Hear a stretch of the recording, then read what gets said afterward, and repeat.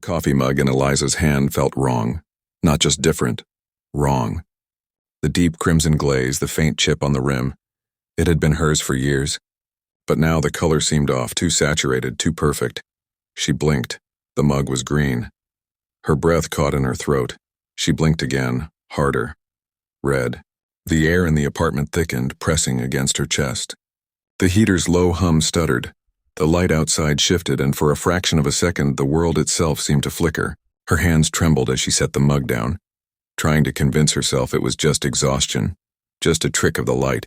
But when she turned toward her bookshelf, the photograph of her and Harper from college had changed. Harper had always been laughing in that picture, her face half turned toward Eliza, the late afternoon sun making her short black hair glow. But now, Harper stood alone. Her expression was sharper, thinner, her dark eyes vacant, and where the stack of books had been beside Eliza, there was now only an empty space. A smear of red blurred the corner of the frame. Eliza's stomach churned. She reached out with trembling fingers, tracing the glass as if touching it could restore what was lost.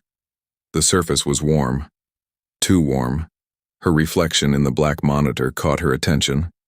She turned slowly. Her own face stared back, hollow-eyed and pale, but there was something off. The angles of her face were subtly wrong, her eyes a fraction too wide. Her lips parted as if mid-whisper, and then her reflection blinked. She hadn't. A sharp knock at the door shattered the silence. She flinched, spinning toward the sound. Her pulse pounded. No one ever came to her apartment, not unannounced. Eliza. Her breath caught. The voice was familiar, cold. She stepped toward the door, her skin prickling. The air smelled different now, thick with something floral, something sickly sweet. Lavender. Eliza. The knock came again, more insistent. Her fingers hovered over the handle. The peephole was black, an abyss of nothingness. She didn't dare look through it. She swallowed hard. Who is it? Silence. Her phone buzzed violently on the desk. The screen glowed. Mom. Her mother's voice was sharp. Eliza, you need to come home. Her stomach twisted. Why? A pause. The static on the line thickened. Then, your father's things. We need to sort through them. The air in her apartment tightened. She turned back toward the black monitor. Her reflection was still watching, and this time, it was smiling. The house loomed against the storm-gray sky, its wooden frame warped by time and salt air. The moment Eliza stepped out of the car, the scent of lavender hit her like a wave. Stronger than before. Lingering. Her mother met her at the door, thinner than she remembered, her sharp eyes scanning Eliza as if looking for something. You're late. No greeting. No warmth. Eliza stepped inside, the familiar scent of damp wood wrapping around her. The house was too still, like it was listening. The walls, once pale blue, seemed darker, the corners of the room stretching unnaturally. She hesitated before climbing the stairs to her childhood room. The wooden steps groaned under her weight. Each creak felt deliberate, purposeful. Her door was closed. It hadn't been before. She pushed it open. Inside, the room was just as she left it, but the mirror on the far wall was shattered, its jagged edges catching the dim light. Her reflection stared back in fragmented pieces. Then in the largest shard she saw something else, a figure, standing behind her. Eliza. She spun, but the room was empty. The whisper curled through the air, slipping between the cracks of the walls, seeping into her bones. A memory surfaced, fingers slipping from her grasp, a scream lost to the wind, the crash of waves against jagged rock. A presence always just beyond the edge of her vision. The mirror pulsed. The reflection of the room warped, stretching, shifting. And then, her reflection stepped forward. Not the real her. Not quite. Eliza, it whispered again, voice curling into a sickening smile. You're remembering. The world flickered, and everything changed.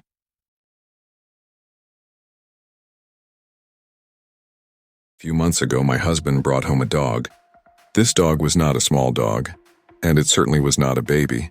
I have always been a cat person, but seeing the smiles on the faces of our children as my husband walked through the door with a dog may have swayed my mind. Since we never had a dog before, adjusting to things wasn't easy. One day after noticing we had run out of dog food, I went out to buy some more since my husband wasn't home. When he came home and saw me feeding the dog, he yelled at me and told me not to feed it that garbage, and since then he was in charge of feeding the dog. I felt guilty for feeding the dog something that could potentially harm it, but ultimately I was left confused as to why my husband never told me anything concerning the dog. More specifically, what it could and could not eat. I brought these concerns up to a close friend of mine who works as a veterinarian, so she asked what brand I had been feeding it. But after telling her, she said that it was perfectly safe for dogs to eat, and it was in fact a brand often recommended by vets. The dog and my husband were attached to the hip from the moment he had brought it home, and oftentimes it would just lounge around in my husband's office so I would never see it. My kids complained about never being able to see or play with the dog, but my husband just shrugged it off. He seemed overly protective of this dog, more so than our actual children. As time passed, things just started becoming even more strange. My husband would bring home these people who he told me were friends and business partners. But the weird part is that each time he brought someone home, it would be a different person. I never saw the same person enter our home twice. These people would go into his office with him, and they wouldn't leave until after everyone was asleep. I asked him why they would leave so late, but I never was given a solid answer, just business. One night when he told me that he would be bringing home a stranger, I decided to stay up to see what was actually going on. The first explanation that runs through a wife's mind would typically be affair, but the whole situation was so odd that I ruled out an affair after the very first time. After he was convinced that I was sound asleep, I went back downstairs and tried to open his office door ever so slightly. That way he wouldn't notice, but the door wouldn't budge. I had to know what was going on, so I lowered myself to the ground and peeked through the crack under the door. Not much was able to be seen, but I could make out the dog hunched over, chewing on something. Dogs typically have great senses, and I think it knew I was there because it stopped eating to run over to the door and bark. I quickly gathered myself and quietly ran up the stairs, hoping my husband wouldn't hear, and I tucked myself into the bed, pretending to still be asleep. Moments later, my husband came trudging up the stairs and opened the door, but he just stood there and I could feel his eyes on me. I didn't sleep a wink that night. A few weeks have passed since that night, and I have not seen or even heard from my husband. I've noticed that the dog has been hanging around me more, and all it does is whine. I think it may be hungry, but I can't feed it, because it requires a special diet, and I don't know what that could be.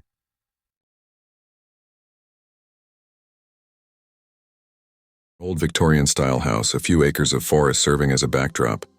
I've been blessing houses for 3 years. 3 years of distressed parents, shaken kids, and superstitious elderly. From bumps in the night to shapes in the woods, I've answered calls far and wide to clear the terrified of their fear of the supernatural. I started small in my hometown and slowly worked my way to taking jobs out of state. I did it for free at first, but after the donations started rolling in and my name got around, I was able to earn a decent living from saving the innocent from otherworldly threats. My growth in popularity led to my persona, the young and prestigious Father Kane. I maintained a dedicated online presence, building groups and pages on social media to stay engaged with the community, answering every question, responding to every text. Each successful blessing brought more follows and shares. Before I knew it, Father Kane was a household name, and I was booked daily for months to come. My hair was gelled right, my pencil-thin beard immaculate, professional. I dressed clean and drove even cleaner, rolling up to houses in my waxed Cadillac DeVille and knocking on doors in black lambskin gloves. Every time an old man or frightened woman would call, I would deliver. Every ghost banished and aura lifted, soothing the minds around me. Each time they ask me how I perform such miracles, and each time with over-exaggerated theatrics and heavy mysticism, I keep them from learning my hidden secret. I'm a fraud. That's right, I'm a total fake. It started as a prank, just to see if I could do it really, but after I actually got away with it, I realized I could help people by the power of placebo alone. Built upon my own arrogant skepticism, I cloaked myself as a warrior of light, and boy was I welcomed with open arms. With just a bit of innovation, I put on a front that sold anyone at the end of their rope. Some well-versed scripture sprinkled with buzzwords, a cheap rosary off Amazon, scuffed with sandpaper for authenticity, a vial of holy water, courtesy of the tap. I plan each blessing accordingly, using the information gathered beforehand. I go in and put on a good show, leaving the family feeling rejuvenated with their newly cleansed house. I've had nothing but success over the years, and my social media is filled with nothing but praise and delightful reviews. Over 100 successful cleanses with nothing but thanks to follow. That was until yesterday. Yesterday I blessed a house, and I will never do it again. Yesterday started like any other routine job. After some messaging back and forth with the client on Facebook, I knew the gist of what was going on. The client's name was Lacey Stevens, and she was concerned about some strange occurrences going on in her house. The same stuff I had heard 100 times before. Unexplained noises, a chilly draft in the house, doors opening and closing on their own. The more significant detail was an apparent leak in the basement, some kind of ooze seeping from the foundation. My guess was septic. I decided before I went out that the issue would be solved in the basement, the discovered origin from which the problem stemmed. In and out, no big deal. I pulled my car into the driveway, taking in their gorgeous property as I parked in the front. It was an old Victorian-style house, a few acres of forest serving as a backdrop. A field neighbored the property on either side, and less than a block away was construction for what looked like a new subdivision. I stepped out of the car and walked up the drive, smoothing my pea coat with my shiny black gloves. In my right pocket was the rosary, and on the left was a bundle of sage with the vial of holy water. I went over my lines in my head, a smug grin already starting to form. Lovely evening, Ms. Stevens. Blessed day, Ms. Stevens. How are we faring today, Ms. Stevens? I stood at the front door, re-teased my hair, and raised my hand to knock. Before my knuckles could rap, the door shot open. Good afternoon, Ms. Jesus, you look more ridiculous than I thought. A man stood in the door, tall and broad, his face twisted in a scowl. Wife beater, basketball shorts. On his head was a large gaming headset, a thin cord trailing down from it to a controller gripped in his hand. I'm sorry? I asked, confused. The man eyed me up and down and scowled again. Look here, pal. I don't know what kind of shit you're trying to sell to my wife, but do me a favor. Make this quick, let her down easy and get the He was cut off by a much shorter woman who shoved past him. Father Kane, thank you for coming out today, said Lacey Stevens, who beamed under the man's shadow. She was very pretty with long brown hair, her curvy body accented by a spaghetti string top and leggings. Here's mine, I said, shaking her hand with both of mine much like a priest would in a church. I flashed a smile at her and then to the husband, who proceeded to groan. Come in, don't mind my husband, he's in the middle of a game. She motioned inside and the husband shambled away, his slides dragging on the floor. He sat on the couch, giving me another warning look before unmuting his headset. On the wall opposing the couch was a large flat screen displaying a Call of Duty queue. Sorry guys, I'm back. Lacey actually invited that Chris Angel guy. Would you like some tea? She asked, heading to the kitchen. That sounds wonderful, I said, watching her go. I looked around the living room at the furnishings and wall decorations. It gave the old house a much more modern look. Your standard live, laugh, love, giving a taste of Instagram home happiness. I looked at the pictures on the walls, taking in additional information in my head. Young couple, bubbly wife, stubborn husband, no kids, no pets. Should be easy as long as the husband doesn't heckle too much. It wasn't my first time dealing with a skeptic, and it wouldn't be the last. We exchanged looks for a moment, him taking the time to remind me he didn't approve while his character sprinted through smoke. Luckily, Lacey returned quickly. I put the kettle on. So, how do we start? She asked. Tell me about what's happening here and we'll go from there, I said, putting my hands together. It started a couple months ago. Nothing really crazy, just weird. I've had a couple doors close on their own while he's at work. Sometimes in the middle of the night, the house creaks and I can hear scratching in the walls. It didn't happen often at first, but lately it's been every night. My husband thinks I'm overreacting. Not that he would hear it anyway, the way he snores, she said, her eyes traveling like she was searching for something invisible. I see. Sometimes darkness works in mysterious ways, Mrs. Stevens. The devil always looks to bend the ear of those willing to listen, I said, pulling the rosary from my pocket. Behind us, the husband scoffed. Lacey gave an annoyed look past me and motioned toward the kitchen. Most of the activity is in the kitchen and the basement. The entrance to the basement is next to the pantry. Let's have a look, shall we? I want to reach the epicenter. It'll be there where we'll cast our blessing, if that is what you want, I said, letting the beads unravel until the cross dangled in the air. She went to turn and I put up a hand to stop her. What? Is something wrong? She asked, eyes wide and worried. Yes. There is definitely a presence in your house. I can feel it now and it beckons from the basement. The devil's dark touch reaches out and I believe... All right, cut the theatrics. The husband cut in, his headset and controller left at the couch. Just let her show you the damn basement so we can get this over with. He brushed past me and stood next to his wife protectively. She gave an apologetic look. Of course, let us see the basement, I said with a smile. Bumps in the night were a common occurrence. Every chilling noise mistaken for a haunting could easily be debunked by rational thought and a little bit of research. Creaks in the night was always an old house settling on the earth it was built upon. Scratching in the walls was most likely squirrels, flying squirrels in particular with the sheer amount of wooded land in this town. Doors that closed on their own were usually all chalked up to overall gravity and pressure changes in the rooms themselves. In conclusion, old country houses, doing old country house things. Not that I would tell them that. What sort of noises have you been hearing, Mrs. Stevens? I asked, following them in slow, steady steps. I felt it helped in the act. Lacey turned to acknowledge while her husband rolled his eyes and waited with impatience. The scratching has only happened a couple times. There's been a few knocks too. Sometimes I think I hear whispers too, she said, rubbing her arm as if suddenly chilled. Varmints, old plumbing, perhaps a forgotten television? The most unnerving one is the clicking, though I can't explain it. It almost sounds like gunfire, she said, looking at her husband. I told you, Lacey, nobody's firing off machine guns in the neighborhood. We live in a nice part of town. Here's the basement, come on, said the husband, rushing the tour along. Machine guns? I entered the kitchen and actually felt a chill waft over me. I could see the culprit immediately. A pair of single-pane windows by the sink.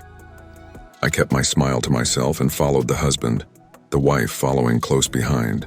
The husband opened the door next to the pantry to reveal the dark entrance to the basement. With a sigh, he reached into the dark and flicked the light switch, and the stairway filled with soft yellow light. Down here, watch your step, Copperfield, he taunted. Of course, this is where the energy is manifesting. Would we like to say a prayer before we head down? I asked, and Lacey considered. No, I don't want to deal with this all day. Let's get it done, he said. Brian, don't be a dick, Lacey said. It's quite all right. The Lord is with me now, every step of the way, I said, looking down the old wooden steps. Sure, don't hit your head. Brian led. We went down the stairs, each step creaking as we descended. The basement was unfinished, the crude cement walls damp and dimly lit. Lacey passed us and walked to the old washer and dryer, her bare feet slapping the concrete floor. There were 2 green rugs on the floor, one in front of the machines and another in the far corner. This is where I hear it, every time I do laundry. He thinks I'm crazy. She put her arms out in the empty space. Hear what exactly? I asked. The clicking, she said. Probably just a jackhammer or something. They're putting in that new neighborhood. I'm sure you saw the construction, Brian said. It's only when I'm down here, alone, she said, hugging herself. I hadn't heard of any clicking in the past. An old clock, sure, but a sound as fast as a jackhammer, that was a new one for me. I walked to the closest wall, running a gloved hand over the bricks. You said there was a leak. May I see it? I asked. Lacey walked over to the second rug and peeled it up. It separated from the ground with a wet sucking sound, and I moved closer to inspect it. Septic leak would be anywhere from clear to brown, not to mention the smell. This leak was black like the color of tar. Underneath the rug was a wooden padlocked door, and the black ooze had been seeping from underneath it. I had a guy check out the septic. We should be good now, Brian said. That was 2 days ago. It's leaking again, said Lacey. Then I'll call him again. I looked at the trapdoor and the rusted lock that looked like it hadn't been touched in a decade.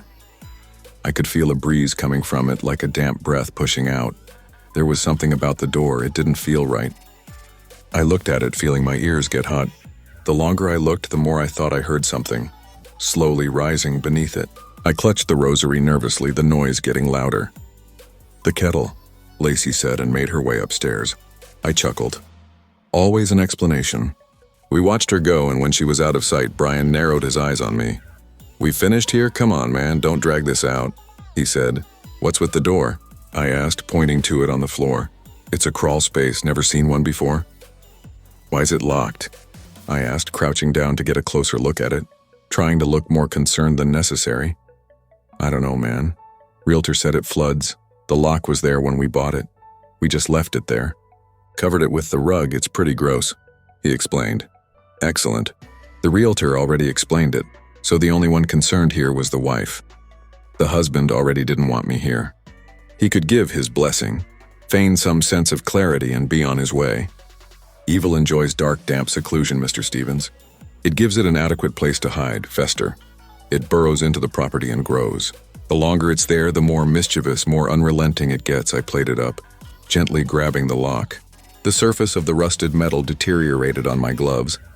I rubbed my fingers together and it smeared into a disgusting paste. "Do you believe in God, Mr. Stevens?" I waited for an answer, but none came.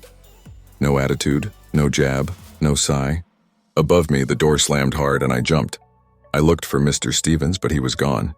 Standing alone in the basement, the lights went out. I sighed. I felt a chill on the back of my neck and chuckled to myself. So this is how it was going to be. I felt through the dark, heading to the stairs. I cleared my throat and spoke aloud.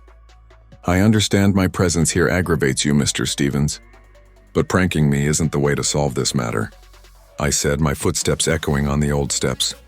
I reached for the basement door and opened it, expecting them to be waiting, possibly laughing.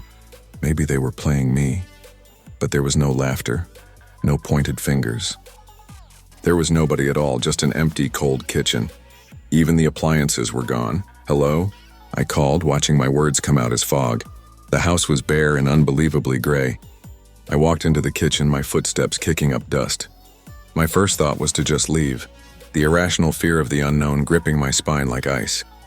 I headed for the front door and shoved it open. My car was gone. The driveway was gone. Nothing but open fields, no construction, nothing. The sky above was the color of ash, overcast for as far as you can see. "Mrs. Stevens, Mr. Stevens, hello," I called, but my voice barely reached. The sound wouldn't carry, it was being suppressed by something else. It was an odd noise, and my mind conjured the only thing to make sense of it: clicking. There was movement in the monochrome landscape, about as far away as my car had been. Long twig legs attached to white, elegant feathers, a pair of storks in the grass, their legs robotic under a seemingly fluid body. They looked at me, eyes beady and wide as if they were alarmed. Their bodies contorted, long necks bending backwards in unison like they were dancing. Together they pointed their beaks to the sky, a loud chattering erupting from their bills. It sounded like gunfire over the valley. I slammed the door to block out the noise and hide from their beady eyes. No, I stammered, feeling helpless, out of control. The rosary in my hand was steaming, the beads radiating warmth. I looked around the living room, the flat screen, the couch, video games all gone. Bare walls, fogged windows. There was a loud crash and I squeezed my eyes shut, the rosary held close. Whatever it was, it came from the basement. "Hello? Anybody there?" I cried weakly. Over 100 houses. Never anything unordinary. This didn't make sense. It just wasn't possible. I stood there in denial for a time. I knew what I had to do, or rather the only thing I could do. My feet moved on their own when they were ready. Slow, creaking steps one by one. Back to the kitchen, the air getting colder as I moved. I shivered, the chill stiffening my pea coat. No hot burner, no piping kettle. My attention felt drawn to the basement doorway, to the dark passage that seemed to push wind from it, like it was breathing. I went in, holding the beads close, pushing forward, down the steps. I waited for something, like a hand to grab me, but the sensation was different. I felt eyes on me, but there was no one in sight. At the landing, I turned hesitantly, knowing what I would find but afraid to see it. No washer and dryer, no rugs. Only the cellar door, thrown wide open. The padlock and latch littered the floor in pieces. The dark hole beckoned, its mysterious black luring me in. I didn't want to go. It was something that just happened on its own. I could hear sounds coming from it, like someone was plucking a tight guitar string. It was metallic and wiry. I stood before the hole and looked in. There was nothing, only a void. Black so thick it looked like you could grasp it. The noises came from the hole, the metallic ting with a whisper on the cold breeze. Whatever it said, it didn't make sense.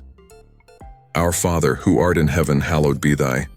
A loud pop interrupted my mumbling, and I clutched my stomach in pain. It felt like someone had punched me. I felt the sensation of trickling water and assumed I pissed myself. To my dismay, I did not. The leak was coming from my coat. I reached in to feel my glove soaking and pulled it out to find a handful of glass. The vial of holy water had burst. My mind raced.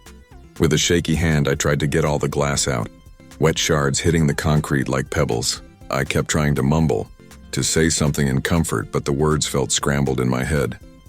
The now wet bundle of sage tumbled out with the glass, and I watched it fall. As soon as it hit the floor, it shriveled, igniting in embers and a puff of smoke. God help me, I thought, the smoke stinging my eyes. I stepped in front of the hole, peering in like it was an open casket. I felt the wind, and there it was again, the metallic twine. I didn't have a choice, I had to go in. "Blessed is the man who remains so steadfast under trial, for when he has stood the test," I stammered. The irony was not lost on me. I was a joke. I deserved this. Holding the rosary, I closed my eyes and jumped in, falling endless black. I hugged myself, the wind flapping my cheeks as I yelled, plummeting into nothing. There was nothing but gusting wind, my stomach twisting as the blind momentum continued. I thought of prayers, something for comfort, but it didn't matter. Even if I could find the words, I didn't deserve to use them. Eventually, my shoes felt surface, softly at that. I landed gracefully at my destination, and once I had the courage, I opened my eyes. I was in what looked like a cavern, but a man-made one. Carved out 10-foot ceilings in the stone like a larger, cruder basement. Torches lined the walls, fire that burned white. I wanted to call out, but my breath was ripped from my lungs. Whatever I was meant to see, I had found, and it was right in front of me. I watched in horror, unable to speak, unable to breathe. The sounds of metallic plucking clear as day. Hanging from the ceiling on a long braid of barbed wire was a woman. Blindfolded and gagged, she hung like an art piece. A complicated shibari tie forcing her pose upside down. Her naked skin was scuffed with a slick black rub, an oily substance that reflected the torchlight.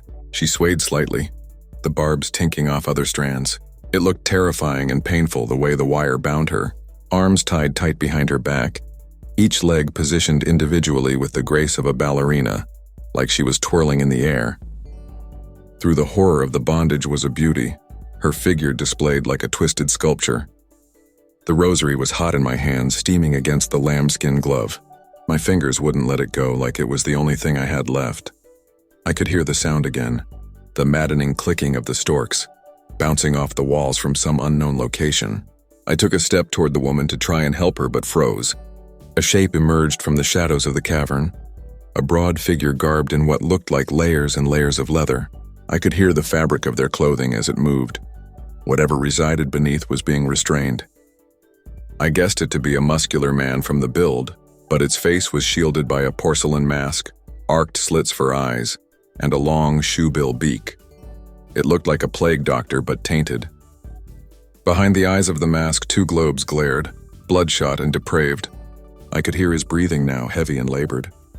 The Dominator came to the woman's side, their hulking presence casting a shadow over the helpless pose. A leather hand moved across her body, sliding over the slick rub, caressing the breast. The woman writhed in her restraints, her whimpers indiscernible from pleasure or fear. The hand rested on her stomach, fingers tapping the skin like this was a carnival show.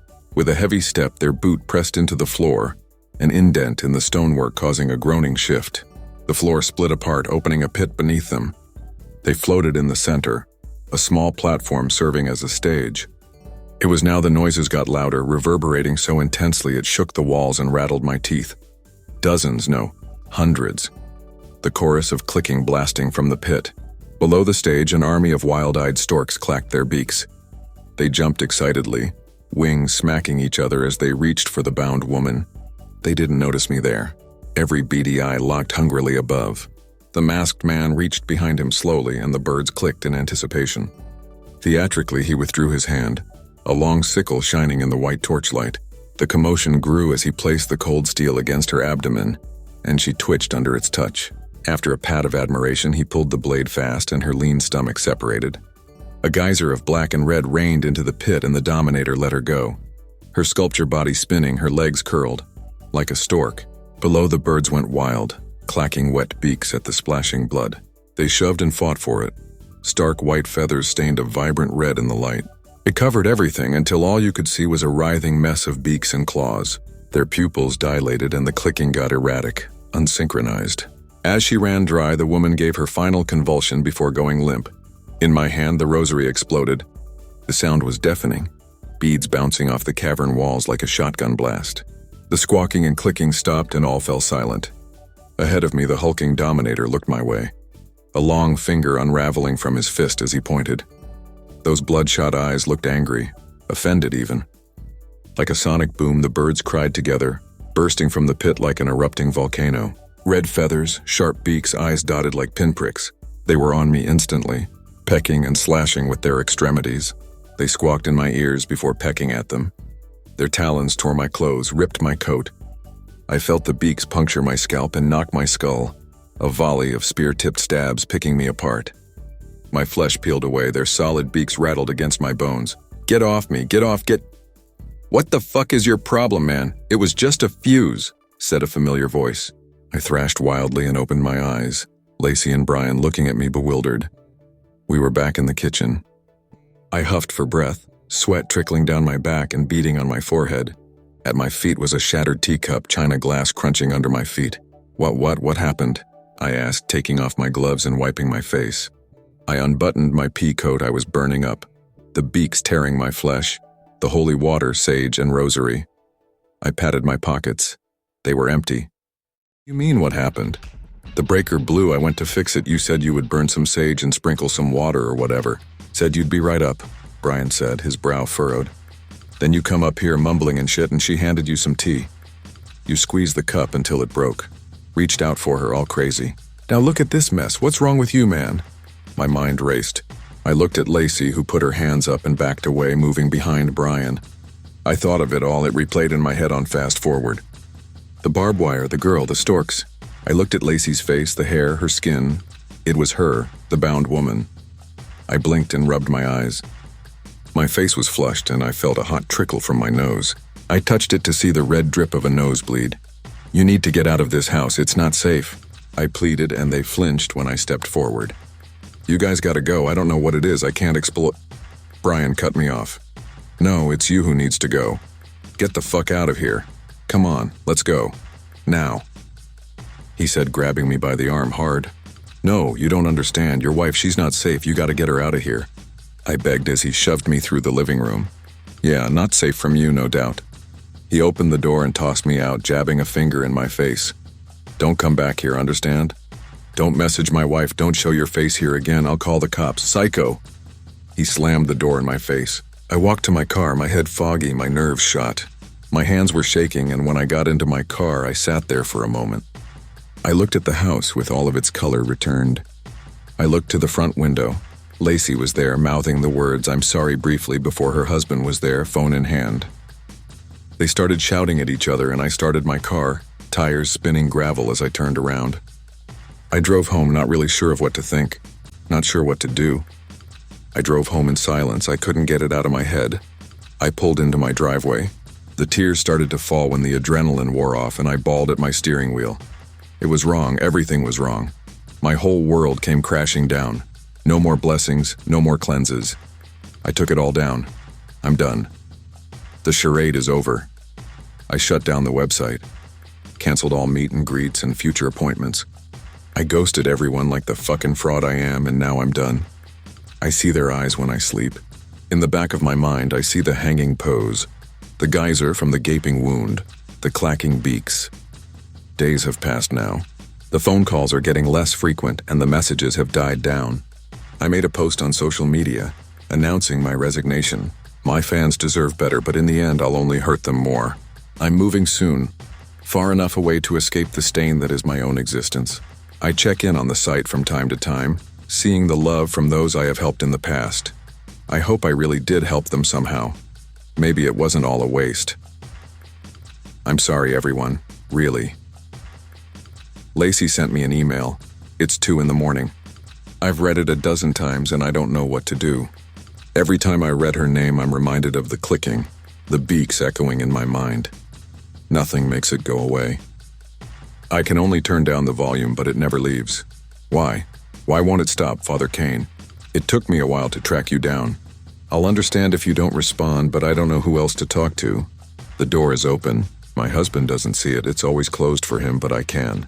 It opens at night. It calls to me. I know you warned me. But I don't know how long I can resist. I just heard it open. I can hear it, the clicking. It's getting louder.